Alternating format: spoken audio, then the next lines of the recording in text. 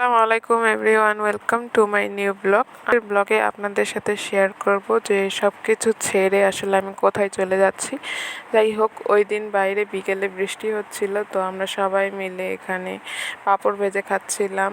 আর খাওয়া দাওয়া শেষ করে কিছু পাঁপড় আমি আবার আমার বোনের জন্য নিয়ে যাচ্ছিলাম। ও পড়াশোনা করতেছে, তাই ওকে একটু আদর করে খাবারটা দিতে গেছিলাম। আর দেখুন ও আমার সাথে কি কাজটা করলো। এই যে এখানে ওকে দিয়েছিলাম, আমি বলছিলাম যে 2টা দে আমারে, ও দিল না, আরও সেখান থেকে আমাকে তাড়িয়ে দিল। যাই হোক, ওইসব খাওয়া দাওয়া শেষ করে এদিকে দেখছি আমার মা কিছু অফিসিয়াল কাজকর্ম করতেছে, তো সেগুলো একটু দেখলাম।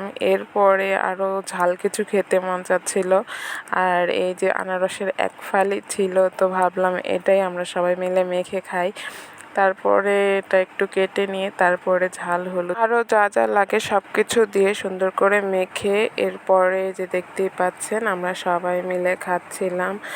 আর পরের দিনটা আমরা গাছ থেকে আম পেড়ে আনছি অনেকগুলা। আসলে এগুলো সব কিছু নিয়েই আমি চলে আসবো। আমি আসলে ঢাকায় আসতেছি, তো এই আমগুলো পেড়ে আমার আব্বু একটা সুন্দর করে প্যাকিং করে ফেলেছে। আর এই বস্তার মধ্যে ছিল চাল আর অনেক অনেক কিছু দিচ্ছিল, একটা বাসায় থাকার জন্য যা যা কিছু লাগে সব কিছুই দেওয়া হচ্ছিল। আমি আসলে চলে যাচ্ছি হোস্টেলে। এর আগেও হোস্টেলে থাকতাম, কিন্তু সেখানে রান্না করে খেতে হতো না, কিন্তু এখন যেখানে যাব সেখানে রান্না করে খাইতে হবে। তাই সব কিছু একদম বাড়ি থেকে বেঁধে নিয়ে যাচ্ছি। আর এখানে আমার মা বোন দুজন মিলে সুন্দর করে আমাকে সব কিছু প্যাকিং করে দিচ্ছিল যা যা লাগবে।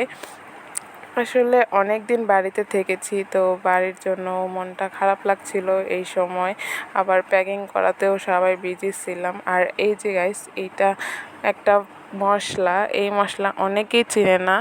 আর এই মশলাটা কিন্তু আমি দেখেছি যে ঢাকার বিশেষ করে ম্যাক্সিমাম মানুষ চিনে না। আর এই মশলাটাকে আপনারা কি বলেন আপনাদের এলাকায় সেটা জানাবেন।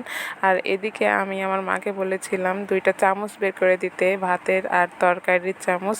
উনি অনেক ভালো ভালো চামচ রেখে আমাকে এই স্টিলের 2টা চামচ ধরিয়ে দিয়েছে, বলেছে এই 2টা ইউজ করতে। কি আর করার, মায়েরা এরকমই হয়, তারা সব ভালো ভালো জিনিস রেখে যেগুলো পচা জিনিস সেগুলো ইউজ করতে দিয়ে দেয়। তো এই যে আমি একদম রেডি সেডি হয়ে বের হয়ে একদম বাসে কিন্তু উঠেও পড়েছি। এই সময়টা আরও অনেক বেশি খারাপ লাগতেছিল, সবার কথা মনে পড়তেছিল, অনেক বেশি মিস করতেছিলাম, যেহেতু অনেক দিন ধরে বাড়িতে আছি আর বাড়ি ছেড়ে এখন চলে যাওয়ার পালা, তাই একটু খারাপই লাগতেছিল। আগেও এরকম আসা যাওয়া করতাম, কিন্তু এবার যেহেতু অনেক দিন থেকেছি বাড়িতে, তাই আরও বেশি মন খারাপ লাগতেছে। ওইদিকে কিন্তু আমার মায়েরও মন খারাপ ছিল, সেই ভিডিও নিতে পারি নাই। যাই হোক, এদিকে একটা বড় হসপিটাল দেখলাম, এটা হচ্ছে বগুড়া TMSS যে হসপিটালটা আছে, এটা একটা হসপিটাল অনেক বড় করেছে আর অনেক সুন্দরও বাইরে থেকে দেখে মনে হলো। তো যাই হোক, দেখতে দেখতে আমরা কিন্তু অর্ধেক রাস্তা পর্যন্ত এসে পড়েছি। আর এখানে ছিল আমাদের বিরতি টাইম, সবাই বাস থেকে নেমে যাচ্ছিল ফ্রেশ হতে খেতে, যদিও আমি নামি নাই, জায়গাটা আমার কাছে ভালো লাগে নাই, তাই বাস থেকে নামি নেই। আর ওপাশে আরও অনেক বাস টাস ছিল। তো এরপর বিরতি শেষ হলে গাড়ি আবার ছেড়ে দেয়, আর ওই পাশে দূরে ট্রেনের লাইন দেখা যাচ্ছে। এই লাইনটাই কিন্তু পরে গিয়ে বঙ্গবন্ধু যমুনা সেতু যেটা আছে সেটার সাথে মিলিত হয়ে যাবে। তো এই যে আমরা সেতুর মধ্যে ঢুকে যাচ্ছি, আর এই সেতুর উপরে আজকে আমি অনেক ভালো একটা জিনিস দেখেছি। এই যে দেখতেই পাচ্ছেন, ওই পাশে কিন্তু ট্রেন যাচ্ছে আর পাশের রাস্তা দিয়ে আমরা বাসে যাচ্ছি। এরকমই যমুনা সেতুর এক পাশ দিয়ে ট্রেন আর এক পাশে একদম বাস, আর ট্রেনের লাইনটা একদম পানির উপরে। দূর থেকে দেখলে ভয়ই লাগে, বা কাছ থেকে দেখলেও ভয় পাবেন, যে মনে হবে যেন যদি একটু থেকে একটু কোনো কিছু হয় তাহলে কিন্তু ট্রেনটা পানিতে পড়ে যেতে পারে। তো যাই হোক, এরকম কিছু আজ পর্যন্ত হয়নি, আর আশা করা যাচ্ছে যে হবেও না। তো আমরা কিন্তু চলেও এসেছি প্রায়। এই যে সাভারের ভিতর ঢুকে পড়েছি, আর এটা ছিল সাভার সেনানিবাসের একটা গেট।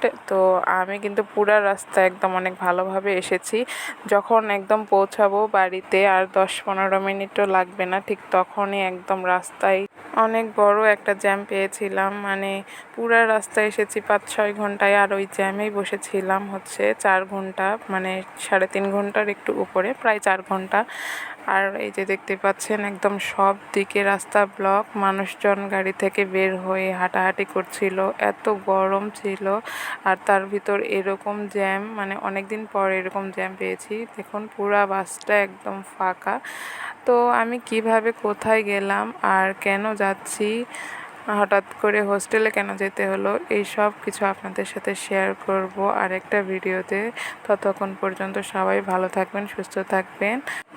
আর ভিডিওটা ভালো লাগলে লাইক, কমেন্ট, শেয়ার, ফলো করে পাশে থাকবেন। আল্লাহ হাফিজ গাইস।